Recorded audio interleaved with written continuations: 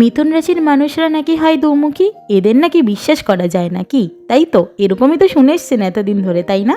চলুন আজ এই পর্বে মিথুন রাশির মানুষকে নিয়ে ভুল ধারণাটা ভাঙা যাক। So hello beautiful souls, welcome to the Rebel Tarot. রাশিচক্র নিয়ে ভুল ধারণা ভাঙার এই ছোট্ট সফরে আজ আমাদের থামা মিথুন রাশির সামনে।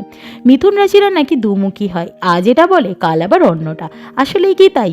একদমই তাই না। আসলে ওরা নতুন চিন্তা ভাবনা করতে ভালোবাসে, একটা জিনিস না, ওরা একসাথে অনেক কিছু নিয়ে ভাবতে পারে, কিন্তু ওরা ইজিলি বোর হয়ে যায়, সেই জন্য নতুন কিছু ট্রাই করতেই থাকে। প্রেমের সম্পর্কের ক্ষেত্রে যদি বলি, তুমি যদি ওদের সাথে খোলামেলা আনন্দময় সম্পর্ক রাখো তাহলে ওরা একদম শেষ অবধি তোমার পাশেই থাকবে।